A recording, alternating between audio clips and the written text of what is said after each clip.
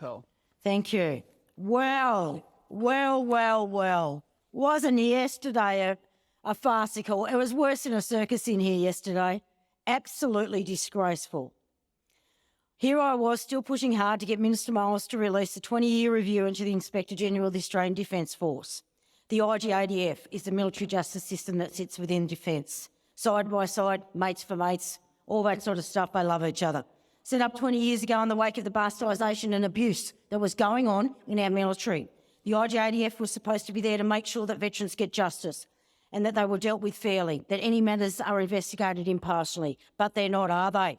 And the Royal Commission demonstrated that. I mean, for God's sakes, 18 of those out of those 122 recommendations into the Royal Commission were targeted at the military justice system. On Monday, I sent out an email calling for supporters to back in my calls for the release of the 20-year review of the Office of the Inspector General of the Australian Defence Force report.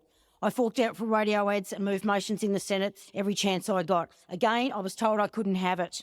Julianne Finney even sat up, went down to Richard Marles' office on Monday morning, sat outside his electorate office in Geelong, begging Minister Marles to release the report. Jacqui Lambie network supporters sent almost 2,500 emails to Minister Marles' office, flooding his inbox, demanding the minister release the report. And then yesterday afternoon, it keeps getting better. You couldn't make this up. You couldn't make this up. David Shoebridge's office, God bless them, found the report buried deep down on the Royal Commission website. It wasn't listed as an exhibit, but there it was. My office called the Royal Commission and asked the date that report went up, and it was gone. That's right, gone off that website in 30 minutes. Wow, got a sniff of it, took it off the website. Talk about transparency, eh? But it was too late. We had already downloaded it. We'd already done copies of it. I can tell you, the only place it was going was right out there. Senator Shoebridge and I had a bat down to the chamber to table the report in the Senate yesterday afternoon, and the government refused. That's right. Doesn't want to put veterans first. You are part of the cover-up. You don't want to fix the culture that is apparently going on in our military, even after 3 years at a Royal Commission. But apparently you're going to table it because it's so important, maybe sometime today. But veterans and Australians can go to the lambienetwork.com.au and you can download your very own copy right now. We've done that for you because this government is too busy covering its own backside and that of defence. That of defence after 3 years at a Royal Commission.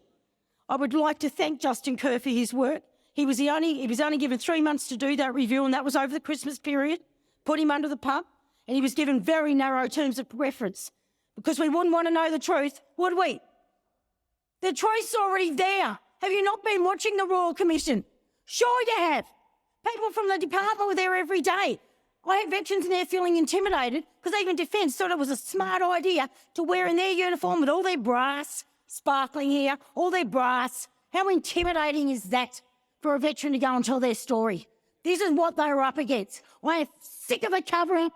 You say you want to make changes. You say you want the culture to change. You say you want to reduce veteran suicide, but you are part of the problem. You are not holding them accountable. And you go and do stuff like this. It wasn't even redacted. It's hardly redacted, that report. Yet your minister has been telling me he's been consulting for 6 months. Oh, really?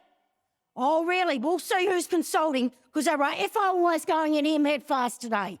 There are FOIs coming from Rex Patrick, and I'll tell you what, I want some answers today. The IGADF might be a statutory office, but they are not independent. They are not independent. And for most veterans, they see the IGADF as an agency that just runs interference for defence. And that's exactly what they do. We don't see it. After the Royal Commission, we know they're running interference. We know they're running interference to cover their butts. Minister Marles needs to finally get off his rear end and start showing some courage. He's lost. He's finished. Marles is gone. You know why? Because he doesn't have the guts to stand up to the brass. He doesn't have the guts. He should never have been made minister. It's not his temperament. It's not who he is. And we will never, ever get culture change. We will only get more veteran suicide because you're running a bloody racket over this side with defence. And your minister is hopeless. Your minister is the worst I have ever seen. No courage. No courage. Well, if you can't fix it, and I'll keep coming, because once it will get fixed. It will get fixed before I leave this house. It will get fixed, and I will keep coming every minute I have.